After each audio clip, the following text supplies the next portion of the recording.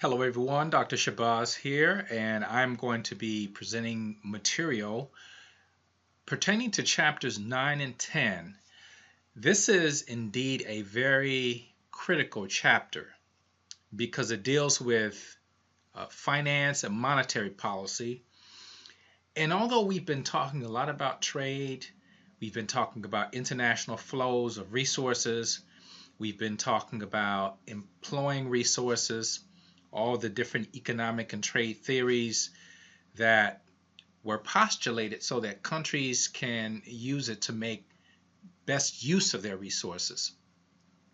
We've talked about the impact of certain factors in terms of trade, and we saw a very practical example because we're now facing a worldwide pandemic, most notably the coronavirus, which many of you have seen in the news. And we actually had some articles in our last journal day that talked about the coronavirus in great detail. And so I want you all to make sure that you take the precautions as you go on spring break to ensure that you stay healthy and safe. So you saw that I did post a Blackboard message about the coronavirus and some of the precautions that were listed from the FAMU website. We received messages about the regulations in terms of the measures that will be taken. And I also posted a new calendar, an adjusted calendar, because we've kind of made some changes. We've missed a class. We had a cancellation back in February of a class due to a pending storm. And I also pushed back an exam, so we're going to make some adjustments. And so our next exam will cover only 2 chapters, 9 and 10, and that will be at the end of the month, as you can see, on March the 31st. And on this Tuesday, we will continue in chapter 9. We will have our journal articles on Thursday. These journal articles are different in that the subject of the articles will be the countries that the groups have selected. So if your group has selected a country and you're doing your journal the third journal day that we have, then you're doing your journal on that country. And it's just as simple as that. And you can choose a topic of any nature, just as long as it's about that country. And obviously it has to be a substantive article. You'll probably come across a lot of articles about the coronavirus, but you don't have to limit yourself to the coronavirus. It can be on any topic. It can be politics, finance, economics, entertainment, or it can be health. You know, that's certainly a current and trending topic. Okay, so we're going to have our spring break.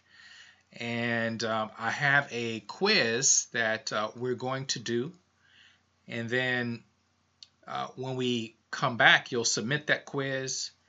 We'll have a review of chapter 10, and then we'll take our third exam. Now let me say something about the third exam before I go to the material, which has been pre-recorded. But the third exam is a very important exam, and you want to make sure that you apply yourself. Because I know that some of you have gotten messages from me through Blackboard about class demeanor, being inattentive on your cell phone, and I'll send you a quiet note. This is a time that you really have to focus, because we've gone through a few things last Thursday in terms of understanding how this whole currency thing works. is not necessarily the most intuitive concept. So you're going to have to kind of stretch your thinking just a little bit as we talk about transactions and the impact of external factors as it relates to these transactions. Exchanging currency and what happens when it depreciates, what happens when it appreciates, how you hedge your losses to avoid currency exposure. All of these things are really important. When we come back from the break, you will submit your quiz. We will finish chapter 9, and then we will prepare for our exam, which is on that following Tuesday, on the 31st. Just on 2 chapters. That should be enough. You will be doing a lot of calculations, and you will have to really focus. Again, I joked that I consider this my high-low exam because typically the exam scores are either very high or very low. So you don't want to be on the low end because now we're getting toward the end. This is your 3rd exam, and you want to make sure you start finishing strong. Make a valiant effort to get the grade that it is, that you're looking for. We will have our presentations. I'm looking mid-April, so we have approximately a month to get this done. And if we need to move the presentations, then we have another week to do that. But it will push the exam back into finals week on Friday, which means that it may create some issues, and it typically does create issues for me because I have to process the exams, and the testing center is not open on the weekend. So then I'm at a very, very critical crunch in terms of time. But be that as it may, this is where we're going, and so I want you to work diligently in your groups. I have provided the handout some time ago about the project. So some of you have come up to me and asked me, what are we supposed to be doing? Although I passed this handout, and it explains the process in terms of what it is we're doing. What you will be doing is collecting this preliminary analysis. And this preliminary analysis will give you an understanding of the country that you're doing. So you will look at things such as the background of the country, the geographic setting in terms of where that country is located, because of course geography is very important, the uncontrollables, which is perhaps the most important part of your research, is to understand the environment that you're going into. So the political, legal environment is going to be important because it sets the stage for what you can and cannot do as a business. Your economic and financial environment will also be important. Culture will be extremely important, especially if you have products that are more sensitive to local tastes. Physical environment, which is obviously the layout of the land, the climate, all the things that may impact the distribution of the product. Then also technological and human resource environment. So you will be looking at collecting that preliminary data, and then after you complete that data, you will then choose a product, and that product will be adapted, giving the variables that you have researched. You will take that product, adapt it so that it can succeed in that market. And then that you will present that, you will do a presentation on that product, and you will give us kind of an overview of how you came to that those decisions. It is similar to what we're doing, what we did with Cheeseless Cheetos. So if you can just keep that in mind, that's where we're going. All right. You have all of you should know the groups that you're in. I have posted the rosters, and if you did not have a chance to meet in your groups yet, you will get an opportunity, but I would imagine that you have ways via GroupMe to contact people who are in your group, but we will have times where we'll take to meet in your group, perhaps 10 minutes or so at the end of class. I will also have meetings with the group leaders, just as a way to keep track of how things are going in the group. So those of you who are selected or volunteer to be the group leader, it's not going to be a major commitment of time as far as what you have to do with me, but of course you have to lead the group and make sure that everybody stays on task. All right. So that is all that I'm going to say. I'm going to make way for the material in chapters 9 and 10. Again, there is a video toward the end of this video, this instructional video, and it deals with currency speculation, and I hope that you take an interest in it. Although the video is some years old, I also have videos that show how things are done today, and it's similar except the equipment is different, but it's still the same process, and you just have a few more tools to make these transactions, these currency transactions. Okay, if you have any questions, make sure that you send me an email, and I will make sure that I get a good turnaround time, and I'll keep you posted on any developments as far as classes are concerned, or any university announcements and any changes that will be made to our classes. But other than that, I think we're on a course looking toward the end of the semester. So let's stay focused, and let's finish strong. And I'll see you on Tuesday.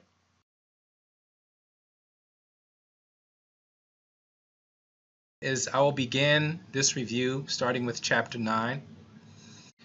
And I'll first begin talking about debt and equity. This is information that you can read and you can get a pretty good understanding of it. It's not dealing with formulas or anything technical, so you should be able to take it as it is. So this capital market, and when we talk about capital, we're talking about something of value. We're talking about an asset. And an asset does not always have to be physical. When we talk about assets, we're talking about perhaps finance. We may be talking about a machine. We may be talking about intellectual capital, which of course is not tangible, but is something of worth. All of us have gone through a process, an educational process, where we are accumulating or building up our intellectual capital. And that intellectual capital is hopefully going to put us in a position to either gain a particular salary that we're looking for, or allow us to get into a position where we want to start our own enterprise. So capital is what's really important, especially in a country like the one that we live in, that's that kind of runs on this whole concept of the value of capital and the movement of capital as well. So capital is defined as, or capital market is defined as a system that allocates financial resources in the form of debt and equity according to their most efficient uses. And we talked about debt briefly in class, and I think we all know what debt is, and hopefully you don't have too much of it. But not all debt is bad. Now, debt is obviously something that is owed to those who borrow those funds.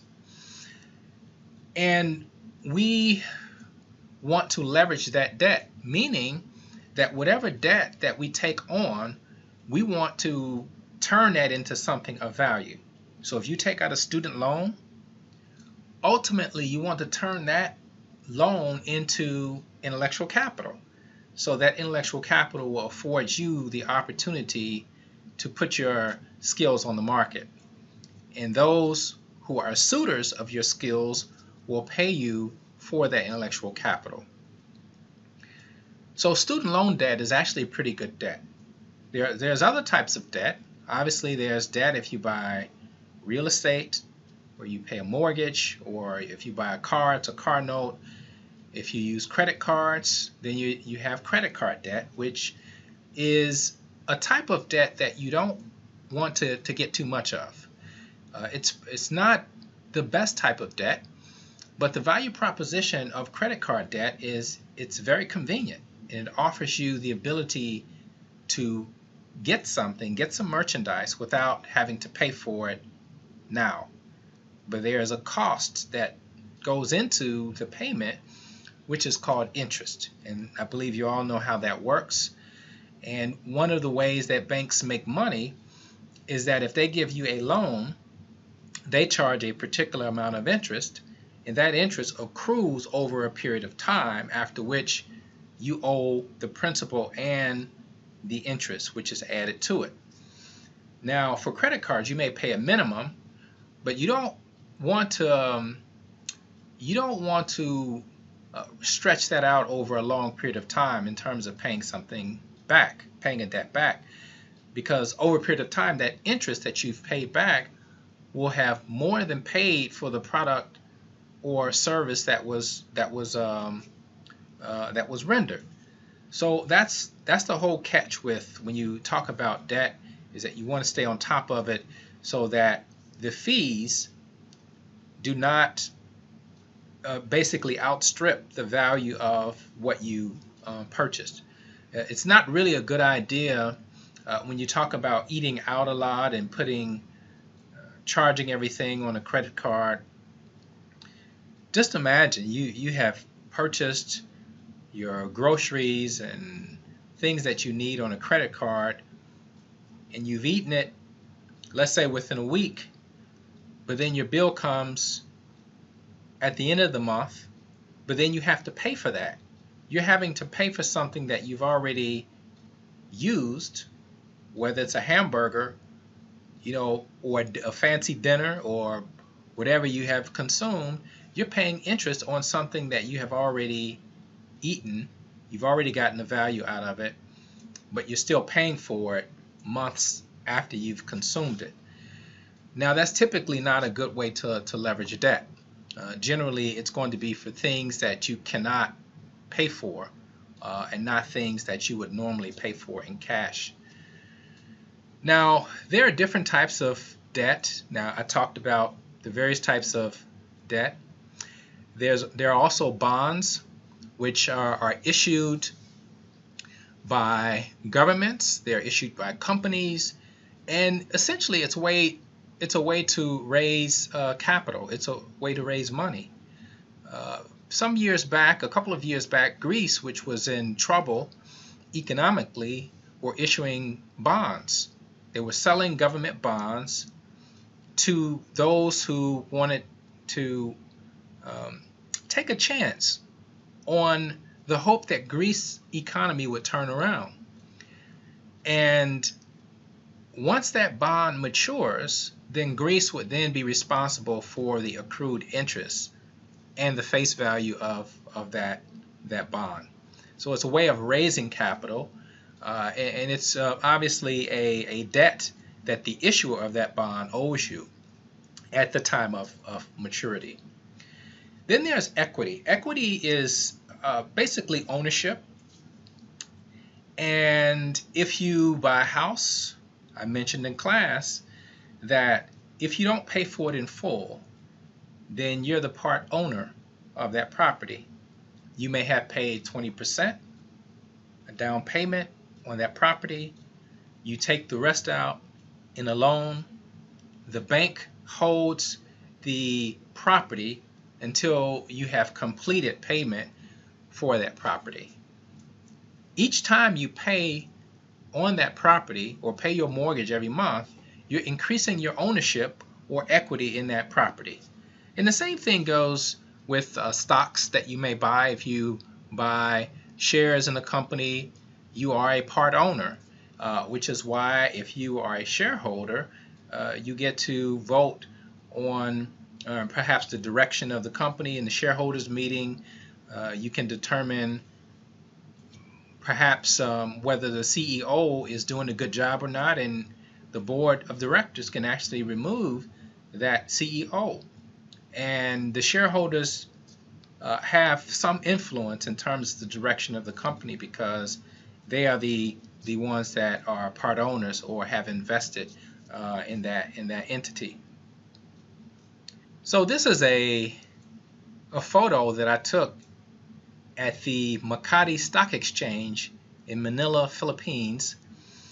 And as you can see, this is actually on the floor, and you see the currency quotes listed there. That was January 11th, 2016. I was there a couple of years ago. So one of the other things about capital markets is you have the idea of capital movements, as I said before, and it is important for capital to continue to move. The more that capital moves, the stronger it gets. You have this capital leverage. I mentioned that if you deposit your money into a bank, that money doesn't sit there. Even though you're accruing interest, they pay you interest for that money. That interest that they pay you is basically a fee that they're paying to use your money. How do they use your money? Well, they lend it out. They lend it out to small businesses. They lend it out to those who want home improvement loans. They lend it out to others that need small loans. And of course, depending on the entity, will determine the interest that's assessed to that the loan that they're giving out. But you can be certain that the interest that they are charging for the deposits that they're lending out is it's going to be higher than what they're paying you. There's going to be a difference in the interest that they pay out versus the interest that they're receiving for the money that they're lending out, which is actually your money. And that's just the nature of banking. So as you can see here, I have on the screen President Obama. When he was campaigning for the office of the presidency, he talked about this idea of companies moving their capital overseas to avoid taxes. And this is what you call a tax haven, and there are a number of different tax havens around the world that provide a lot of services because of the low regulations that they have. So some of these are listed in the book, and they're different countries like the Cayman Islands, the Bahamas, Luxembourg, Singapore, Gibraltar, Monaco. Some of these places you've never even heard of. So Gibraltar is in Spain. It's on the tip of Spain, going over the Gibraltar Strait. Monaco is kind of a very small and very prosperous country that's situated in Europe. I believe it's situated next to France. It's kind of nestled in between a couple of countries. And also some of the British Isles. There are some tax shelters there, not to mention the Swiss banks that you may have heard of. So President Obama actually passed the Foreign Account Tax Compliance Act, and I'll just show you what that is. So this is from the IRS website, and it talks about the Foreign Account Tax Compliance Act. And it says it generally requires that foreign financial institutions and certain other non-financial foreign entities report on the foreign assets held by their U.S. account holders or be subject to withholding on withholdable payments. So essentially, this is a way to ensure that those companies that are moving accounts or moving their capital overseas are subject to some review and also taxation. So this was something that obviously made some upset at the fact that this act was passed, but this was something that President Obama had campaigned on. It just so happens, I read this article recently, it was out, been out 2 years, but it says that the United States is actually a tax haven as well. And it didn't occur to me, but if you look at your credit card companies and you look at some of the statements you get in the mail, and you'll notice where these banks are situated. So you'll see places like South Dakota, Wyoming, Montana, Delaware is a big one. And it may not have dawned on you why these companies were setting up they were setting up their companies in these states, where these states apparently have very liberal tax laws, and they are often used not only by U.S. companies but also by international companies because of the liberal tax structure that they have. Again, bond markets, international bond markets, you as an individual are able to invest and buy government bonds. You're able to buy corporate bonds of foreign companies. You're able to use this idea of interest arbitrage, where you use an interest, you take out a loan here, and it's the same situation that the bank uses, or the same technique that the bank uses, that you would get a loan here and say it's 4% interest. And what you would do is then you would buy a foreign security that with that money that will give you a higher rate of interest. And so you're basically leveraging the differential in between the two markets. The equity market involves many different activities, including privatization, which we heard about in Life and Debt, which means that at certain times governments will open up publicly run industries to private investment so that capital flows in. So for example, if there's a government-owned industry, government-run industry, that industry can be opened up to investors, to entrepreneurs, and then that money will then flow in for a piece of that industry. There's a lot of talk about the Postal Service being privatized, being run by private companies, but that remains to be seen. But there are a lot of industries that have been privatized, and particularly when you go to foreign markets, and phone companies have moved into a lot of countries where the government previously run the phone infrastructure, and they issued these phone lines, and it was very inefficient because the government really isn't in the business or have the capability to run that type of operation. So privatization is kind of a natural step for a lot of countries to become more efficient. All right, I'm going to move on. I could talk about this whole idea of bitcoins and cyber markets that they mentioned here. That is something that has not really been stable. You may have heard about it. These cryptocurrencies, I think we had a journal article that was done on that.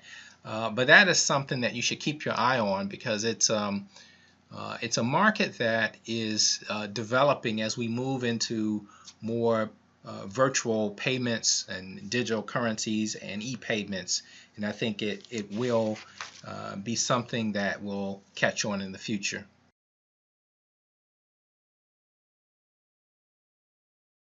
Okay, so this is the chart that you will recognize because you used it for your quiz, take-home quiz, and on the left I have some terms, some of which you may be familiar with, but there's a couple that you may not know of. The BidAsk spread is the idea that you have a differential between currency values in different markets. So logically, if you're buying currencies in one market at one rate, you want to be able to sell them in another market for a differential, and hopefully that differential will be of a greater value, so then you're able to make that profit. At the end of this segment, we'll actually see a video of a live transaction taking place at Barclays Bank, and it's on the foreign exchange floor, and they're buying massive amounts of currency with the idea that they will find a spread and be able to move those currency amounts in different markets. You have the currency pair. So in Forex jargon, you have two currencies that are exchanged or that are being related to one another. In this currency pair, you have USD / BRL. Well, what is BRL? BRL is Brazilian real, which is how it's pronounced in Portuguese, or in English it would be real, R-E-A-L. Now, these acronyms come from there's a whole list of acronyms that you have for foreign exchange, and I want to just show you these acronyms very quickly. If you look here, and I think I showed them in class, but if you look here, you have all these acronyms, currency acronyms, and some of these you may not have heard of. Like you have the CFA franc here, that's used in French-speaking African nations, the CFA franc. There you have Cuba has two currencies. They have one for the tourist, which is a CUC, the convertible peso, and then they have one for the locals. And I understand they're going to be doing away with the two currencies and just have the one. Here you have the euro. And notice, if we go down to Germany, this was the former name of the German currency, the mark. They no longer issue the mark. They have the euro, but they still keep DMK, the symbol of the old currency, to distinguish the countries that are within the euro bloc. So again, you have a lot of different currencies, some with some very creative names. Myanmar Kyat.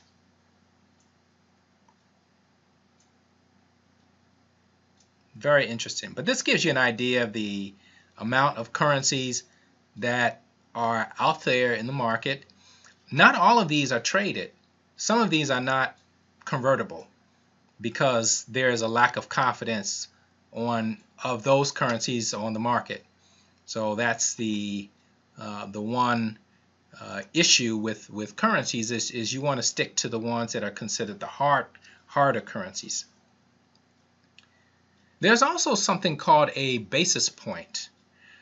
When we talk about movements of currency, when I talked about traders moving currencies in and out, those currencies have a particular value when they're purchased.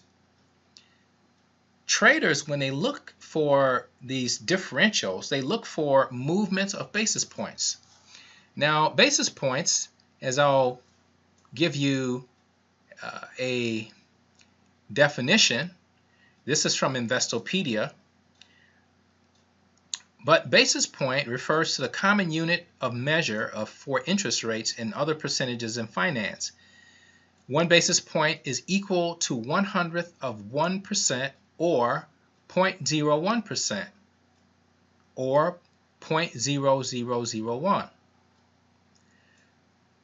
So for example, if we go back and we look at the currency chart, and let's use Argentina as an example, we see dollars in foreign currency, which means for $1 you get 36.7840.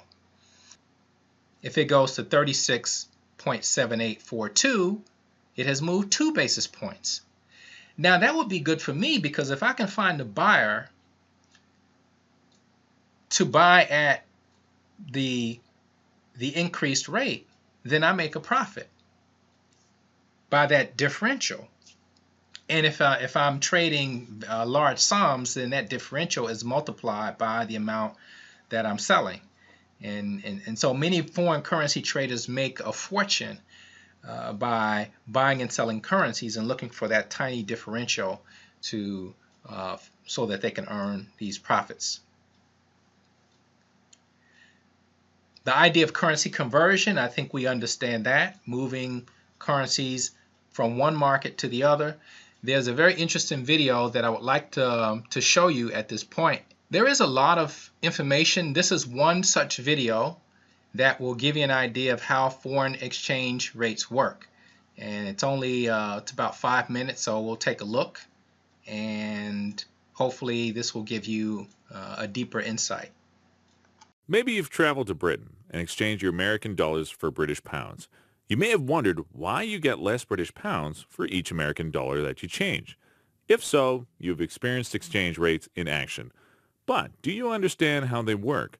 You've probably heard the financial reporter on the nightly news say something like, "The dollar fell against the yen today." But do you know what that means?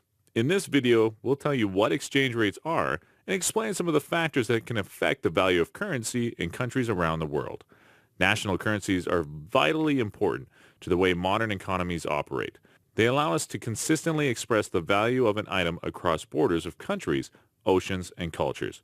We need exchange rates because we buy products and services in the seller's currency, whether that is due to travel tourism, investment, or foreign trade.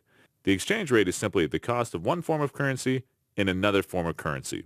In other words, if you exchange one Swiss franc for 80 Japanese yen, you really just purchased a different form of money. There are various systems that determine a currency's exchange rate.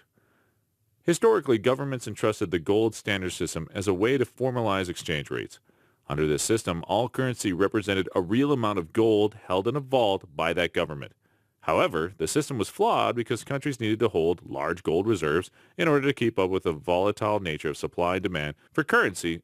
Nowadays, there are 3 main systems used to determine a currency's exchange rate: the free-floating, fixed, and managed exchange rate systems. A free-floating exchange rate is set by the foreign exchange market through supply and demand for that particular currency relative to other currencies. In other words, a currency is worth whatever buyers are willing to pay for it and will be affected from day to day by changes in trade through exports and imports, speculation, and other factors such as price level, interest rates, and political situations in countries. For example, the exchange rate for the Chinese yuan will increase and you will get fewer yuan for your dollar if demand for the yuan increases because of greater demand, through imports for instance. For Chinese goods, simultaneously, the dollar will depreciate or fall in value as more dollars have been sold or supplied to the market. Generally, countries with mature, stable economic markets will use a floating system. Virtually every major nation uses this system, including the US, Canada, and Great Britain. Floating exchange rates are considered more efficient because the market will automatically correct the rate to reflect inflation and other economic forces. The floating system isn't perfect, though. If a country's economy suffers from instability, a floating system will discourage investment due to uncertainty about possible returns. Investors could fall victim to wild swings in the exchange rates as well as disastrous inflation.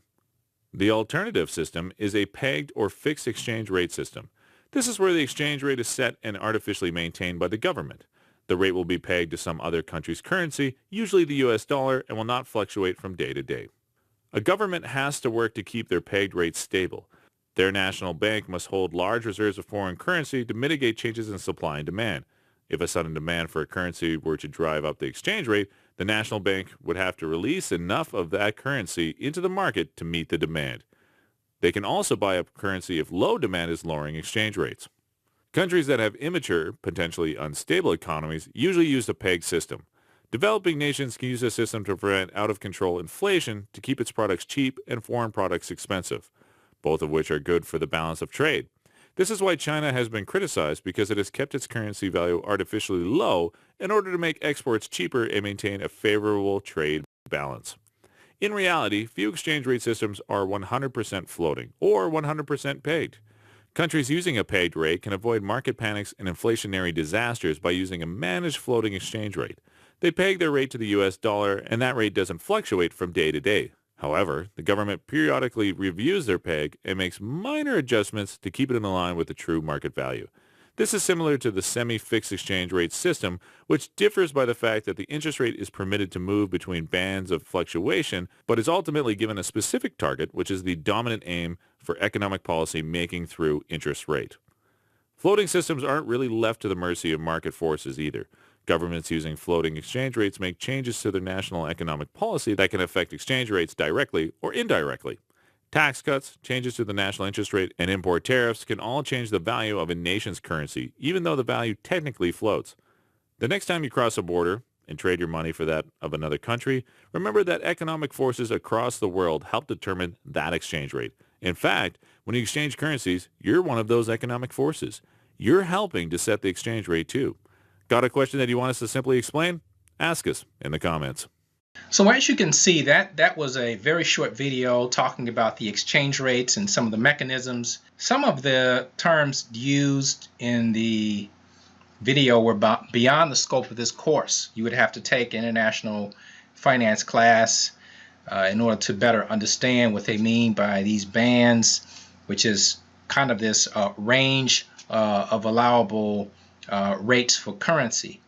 And certainly this is more of a technical subject when you start getting into derivatives, but again, you're just getting the basics here. There is actually another video which talks about how foreign exchange is related to you in terms of when you buy something at the store. Let's say you buy something from Walmart, and those goods that you're buying are made in China. You are actually buying an import, obviously. Somewhere along the way, your dollar is being converted into the Chinese yuan and vice versa. There's an exchange that happens. Any of these foreign products coming in are considered imports, and there's an exchange that's made somewhere along the way. Even though we may not feel it, we may not see it, but we see the tags, we see the made in, rest assured that these are issues that President Trump is dealing with. When he talks about tariffs and when he talks about ensuring that the U.S. is not exploited, this is what he's talking about. I'm not saying that he's going in the right direction in terms of his protectionism, but that's indeed what he is trying to explain. I'll actually post that link so you can take a look at it if you'd like. As we move on, currency hedging, I talked about the forward market, which you'll see in the video at the end of this session. Currency arbitrage, which is also in the book. That is the idea of taking currency from one market, buying it in one market and selling it in the other. So if you go on page 229, they'll give you a better idea of what currency arbitrage is. But it's a very straightforward idea in terms of what I mentioned, the differential that you're trying to get. And again, you'll see a live example of that in the video toward the end. I think by now we should understand what depreciation and appreciation of currencies are. These are market driven, and they're based on market dynamics of supply and demand. Now, currencies increase in value and decrease in value, and it's essentially based on the confidence that the market has in that currency. If there is a low confidence, then those currencies don't move as much. They're actually dumped onto the market and they don't move, where they depreciate in value. And it's just like anything else. If you have an organism like the human body, blood has to continue to circulate. Otherwise, cells begin to die, and then the organism dies along with it. So you have to keep the movement. And the way to keep the movement is to keep your economics flowing and have a very strong productive system or production system, so that you can produce goods that are in high demand by other entities. That's how you keep your currency strong and keep your economy growing. What some countries do is they hold currency reserves. You have a country whose currency may be soft or not as convertible. They'll hold pounds, they'll hold dollars, yen, euros, Swiss francs in reserve, Australian dollars as well. They'll hold those currencies in reserves, such that if they have a debt that they need to pay, they can dip into the reserves if they have an immediate debt that they have to pay off. So depreciation, appreciation is market driven, whereas devaluation, revaluation is government imposed. You can adjust the values of your currencies depending on how you want your economics to play out. If the World Bank or if the IMF comes in and say you need to devalue your currency, what they're trying to do is they're trying to spur interest of outsiders to invest in your market, to bring that capital in exchange for maybe access to cheaper land, cheaper labor, and just the cheaper cost of doing business. Vehicle currency is what that chart on your right is using the US dollar as the vehicle currency, because in the right column you have those two columns or three columns. The left column are the names of the countries. Then you have the second column, which is how much one unit of that foreign currency is equal to in US currency. And then the last column is how much $1 is equal to in that foreign market. How much foreign currency can you get for $1? I believe we understand that now, but this currency is using the dollar as the vehicle currency in between two other currencies that we decide to compare. The spot rate is any rate that you see on the chart, and these rates are held for 2 days after an order. If you order some euros or if you order some Chilean pesos, you place that order, that order sticks for 2 days until that transaction is completed. And then you have the cross rates that you calculated when you did the Jamaican problem, the Jamaican going to Japan, using the dollar as the vehicle currency, and then figuring out the cross rate in between the two. The forward rate, which is the British importer bringing in $1 million worth of U.S. goods. They could wait for 6 months, they could pay immediately, or they can buy into a forward market. So if you go to page 233, at the bottom, you'll see forward rates explained, and also forward contracts. And I think that's fairly easy to understand.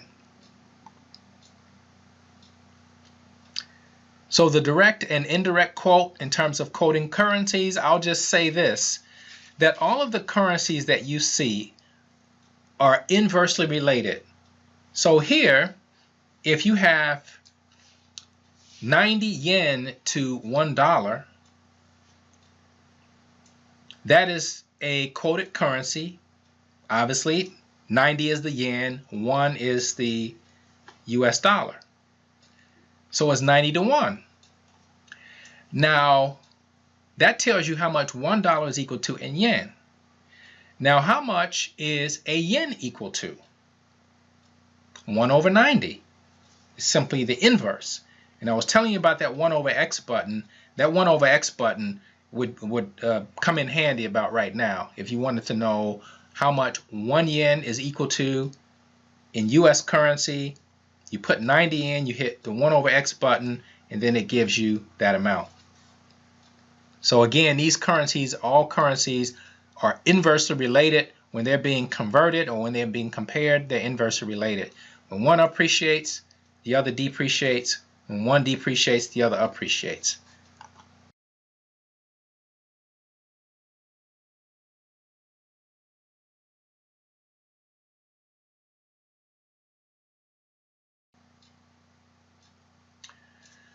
Okay, so I'm going to move on and do a couple of things, some exercises to show you a few things. These are things that I did in class, so it won't take that long. But this is a picture when I was in Vietnam in 2014.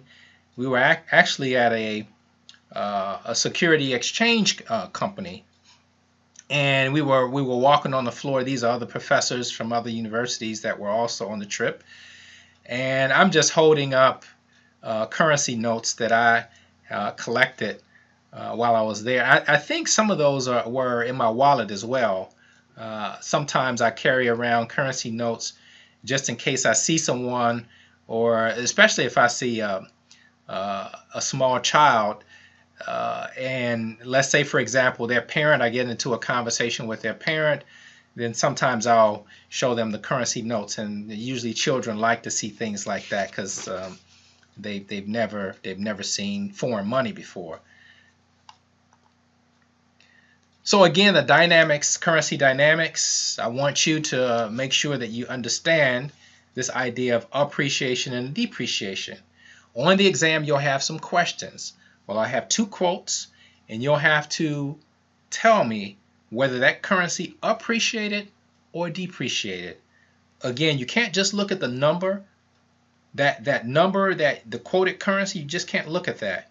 You have to look at it in relationship to the other currency. So for example here, $1 US is equal to 115.87 yen in March. In May, the currency rate changes to $1 US equals 117.23 yen. Has the yen appreciated or depreciated? Now I'm talking about the Japanese currency, the JPY. Just think about that for a minute. You have to look at that number in relationship to the dollar and in terms of what's being exchanged. In March, if you were paying for $1 as a Japanese, you'd pay 115.87. In May, 2 months later, that same dollar now costs you 117.23, which means that your yen has depreciated in value because what? The dollar has appreciated. So remember the relative exchange. You're exchanging one currency for the other. In this case, the Japanese yen gets a bit weaker because it costs more to exchange for $1 in May than it did in March. Here's another problem. I did this in class, the percentage change in the currency. And I used similar numbers here. If a currency rate changes from $1 equals 5 Ghanaian cedis to $1 equals 4 Ghanaian cedis, what is the percentage change in the dollar? So you can think about that for a while, and you can imagine if it changes from 1 to 5 to 1 to 4, that would not be good for the dollar because you're getting less than you got before, which means that it has to be good for the Ghanaian because they're inversely related. So how do you figure that out? Well, if you look in the book, they have this formula, and I'll give you the page number. I believe it's actually in the appendix. It used to be part of the material that they would give you in the chapter, but they moved it to the appendix. So if you go to page 243, you'll see this formula. So that formula would be the new quote minus the old quote over the old quote. So what is the percentage change in the dollar? We already know that it's bad for us because we're getting less than we got before. So all you do is plug in the numbers, 4 minus 5 over 5. So we have the new minus the old over the old, which gives you negative 20, negative 0.0, or negative 20%. So the percentage change in the dollar is minus 20. The dollar has depreciated 20%. Make sure you understand this chart, including the graphs. If you look at the graphs here, you'll see the one on the left, $1 in euros. In 2017, it was around $1 equals 0.85. And in 2018, it is now 0.87. So what happened to the dollar? It increased in value as it relates to the euros. What happened to the euro? It decreased, not just looking at the number, but knowing that now you have to give up more euros per dollar than you did a year ago. It's the same with the graph on the right-hand side as it relates to the Japanese yen. Here is a foreign exchange. I have case study. It's not really a case study. This was an article in Black Enterprise, one that I read many years ago, and I would share it with my class. And these were real live scenarios of entrepreneurs who were involved in a foreign market. They were entrepreneurs that actually made materials overseas and then sold those finished goods into their domestic market. So you have Harlan Brandon, who was sold shoes.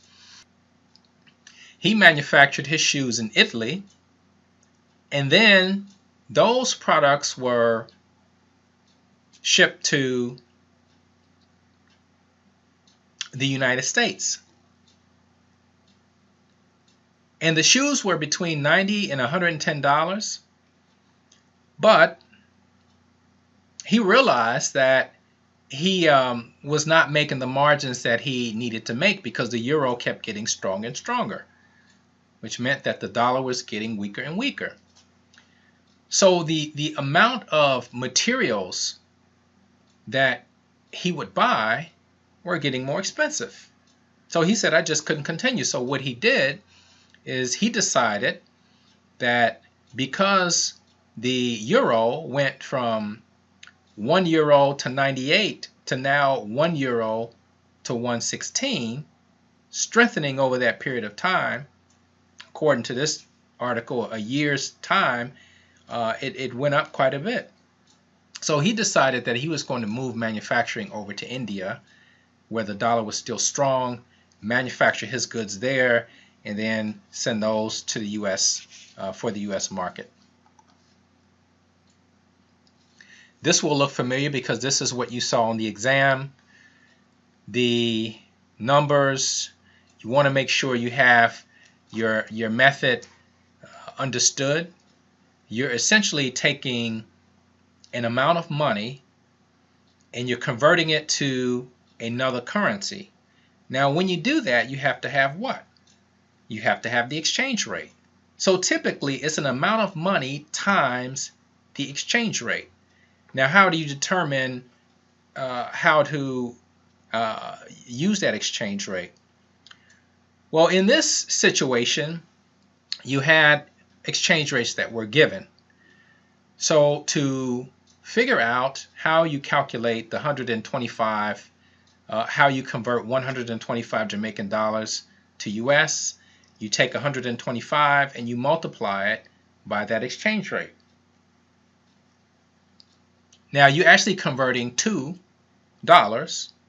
so that 1 goes on the top and the 128 goes on the bottom. So 125 times 1 over 128 will give you the answer.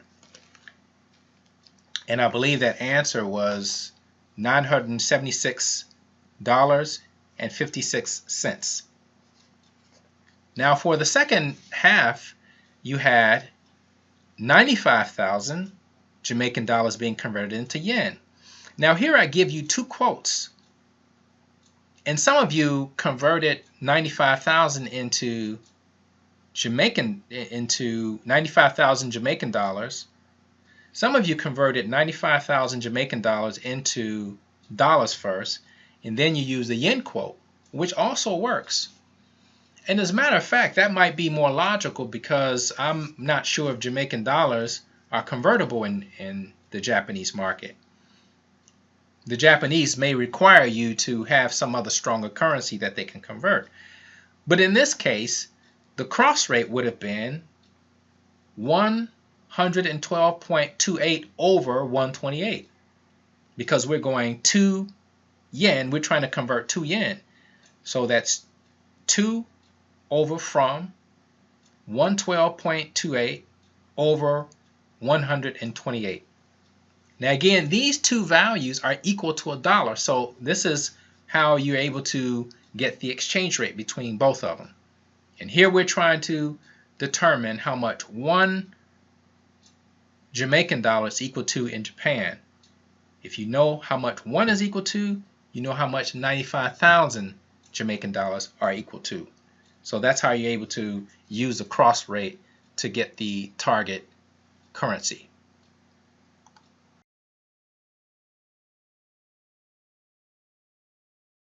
This was your last question on the quiz. The scenario of the U.S. exporter selling $1 million worth of goods to an English importer in May. It is the responsibility of the English importer to use their pounds to get the $1 million to pay for the contract. That importer goes to the bank and gets a quote, and they tell him that if you got those $1 million today, the exchange rate would be £1 for $1.29. You could either pay now or you can wait 6 months when the goods are due to arrive in the United Kingdom. You can also determine in the contract when the payment is going to be made, but it's up to the British importer to determine when they're going to get the $1 million ready for payment. In this case, the British importer decides to wait 6 months, and at the end of 6 months, the pound has appreciated. So instead of $1.29, you go into the bank and they tell you now £1 is equal to 1.295, which might not seem like a lot, but let's do the math. What impact does the new rate have on the amount of pounds required to complete the transaction? So we have the two quotes here, the one in May and the one in November. The British trader bears risk exposure because of the time lapse, and also because they are the ones exchanging the money. That's a key point. So they are the ones responsible for exchanging their pounds for that $1 million. Thus, they bear exchange exposure. So this is what happens.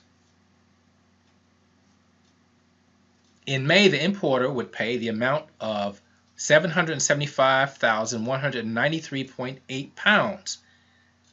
That would be if they paid for that contract, or they paid for the $1 million to fulfill that contract in May. That's the amount of pounds it would have required. They decided that they were going to wait, and the amount that they required for the $1 million was 772,200.77. So they actually saved almost 3,000 pounds by waiting.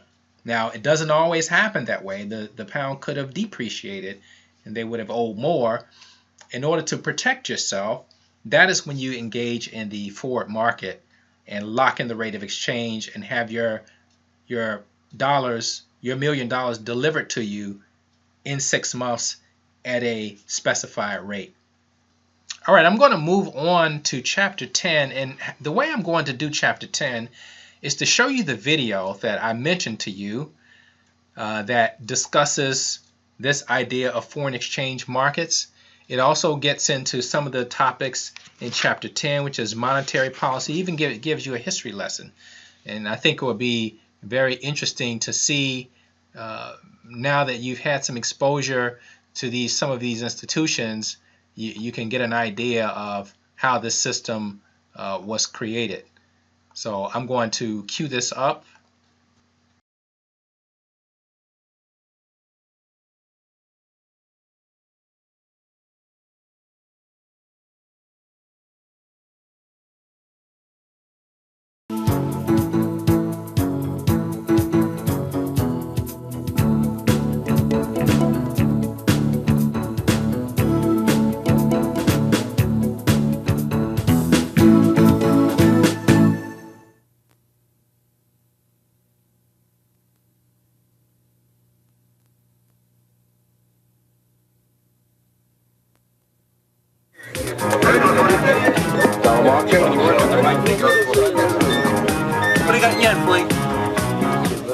Every day, in trading rooms like this at Barclays Bank in New York, more than $200 billion of foreign currencies are bought and sold. Barclays is a major player in this 24-hour global market. This morning, Chief Foreign Exchange Dealer Jack Roche and Senior Dealer for Sterling Steve Leipzig were monitoring their telerate screens when the Saudis announced an increase in oil prices. Sterling calls, please. There's oil news out. I want to buy sterling. I want to buy about 25 pounds, 60 or better. An increase in the price of oil could raise the value of the pound. Steve and Jack decide to buy 25 million pounds, speculating that the price will rise. Hello, my friend. Barclays, New York. To disguise his strategy from the market, he instructs the traders of the other currencies to call out for prices. 55.60. He buys his first 5 million pounds, then another, and with each wave of his hand, he will buy 5 million more. 5.60 here. Take 5. 59.64. No, nothing. 63. Take 5. You got 5 here. Take 5. You got 5 here. Can I get those tickets real quick, Got 5 right here. In less than a minute, Steve has bought 25 million pounds. 65.70. He waits to see how the market will react. Might see the dollar go a little bit lower on that. Where is it now? Got them all? A little higher. See what comes back, Jack. Here you go, Steve. They have guessed right. The price of sterling begins to rise. I need a couple more calls, all right? Just be a little busy. The pound has risen 1/10 of a cent. Steve decides it's time to take his profit. He instructs his traders to find buyers. Nothing on 65.70. Get high already now. Cable, Joey? Steve also contacts an interbank broker to get bids. 66.71. Buyer calls begin to come in. 69.74. 71.7. With 2 successive waves of the hand, he sells his first 10 million pounds. Yeah, sure. Okay, I'll be on New York. 3.7. Beautiful. Thank you, Joey. A New York broker has sold another 10 million pounds. 20 out? Yeah. Watch it. I still need calls coming in. Come on. The price has stopped rising. To preserve his profit, Steve must sell off his last 5 million quickly. That's it, I'm out. With another call, the broker has found a buyer for his last 5 million, and he's out. Right. That's it, I'm out. I'm out. Good. 25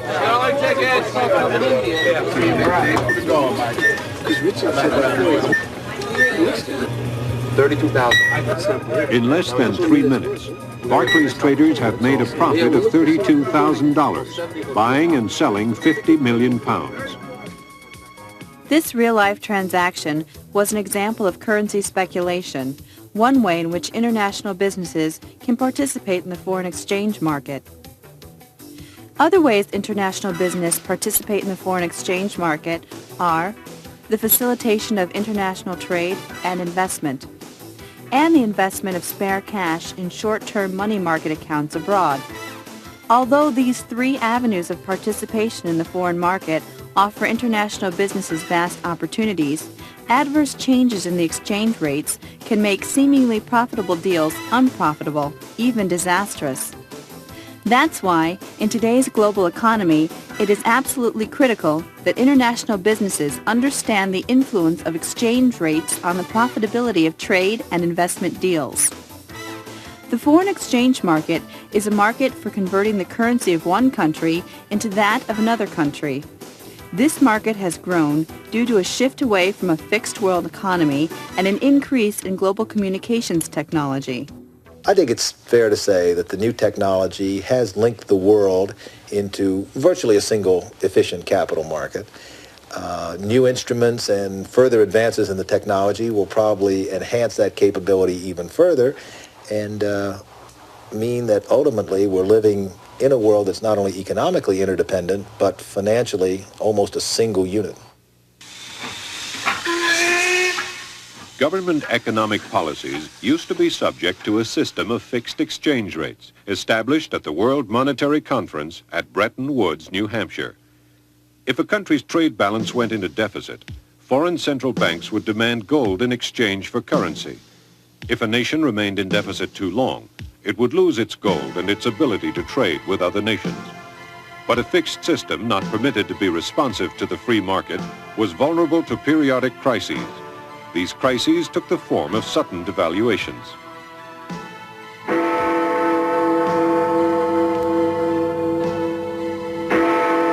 The British government today devalued the pound by 14.3%, not only rocking the international financial community, but sending interest rates in London up 2 full points in one day.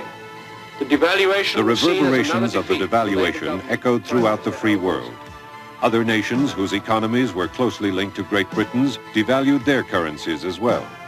The world of fixed exchange rates finally fell apart when the dollar itself, the backbone of the system, could no longer command the confidence of the international financial community.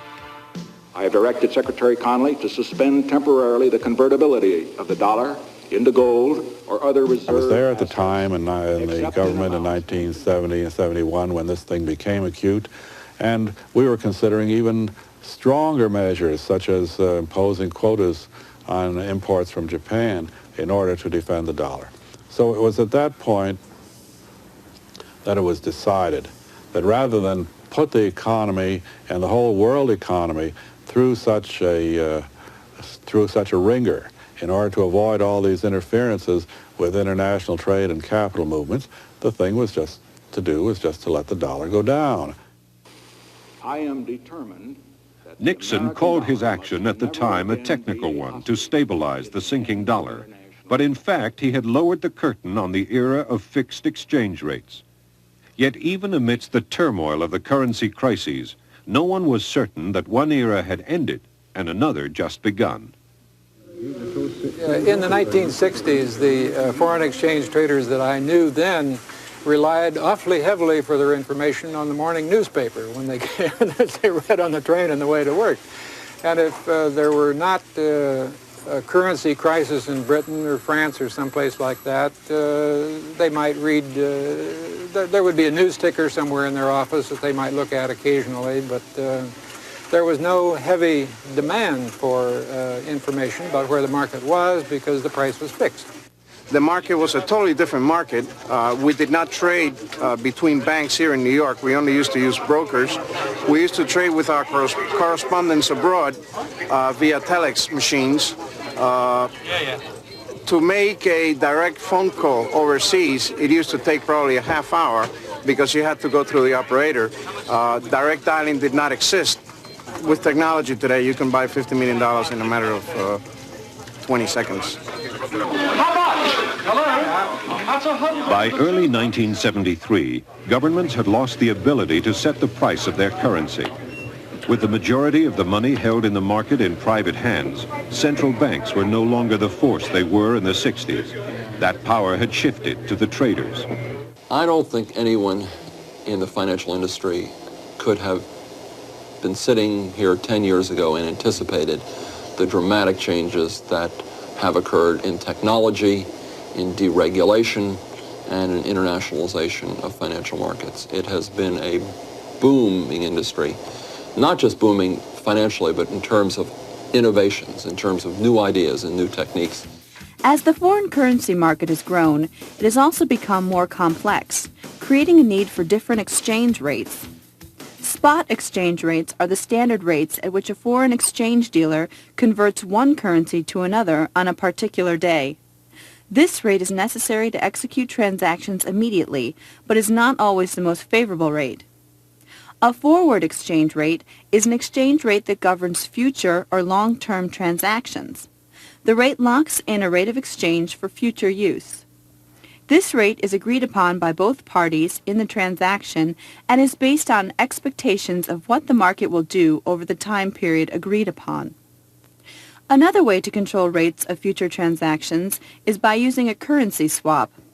A currency swap allows a business to simultaneously purchase and sell a given amount of foreign exchange for two different value dates. Currency swaps are used between international businesses and their banks, between banks, and between governments when it's desirable to move out of one currency into another for a limited period of time. Because large amounts of money and profit depend upon future exchange rates, it's imperative that international business understand the forces that determine these rates. Three things affect a country's long-run exchange rate movements. They are the growth in a country's money supply, the inflation rate of the country, and the nominal interest rates of that country. If any of these things are growing at a rapid rate, international business should take precautions when dealing with that country. While these factors have more of an impact on long-term rate exchanges, short-term movements may be due to other factors. Some of these are transportation costs, trade barriers such as tariffs, and psychological factors such as bandwagon effects among traders in the market. Besides the risk of future rates changing unfavorably for a business, there are other risks involved when dealing with the foreign exchange market. One such risk is that governments sometimes restrict currency convertibility, much like the Soviet Union had done in the past. One way businesses can cope with this problem is to engage in counter-trading. Counter-trading is a barter agreement between international businesses that involves the trading of goods and services for other goods and services. All of these factors are examples of how the foreign exchange market has grown more and more complex over the past 25 years. Modern technology, such as computers and satellites, have given rise to a volatile global marketplace where changes can occur instantaneously. Adverse changes in the market can have an overwhelming effect on international business deals, turning apparently profitable deals into highly unprofitable ones. Understanding the foreign exchange market is absolutely critical to the success of modern international business. By understanding the risks of the foreign exchange market and the different ways to protect against these risks, international businesses can not only survive, but thrive in today's world economy.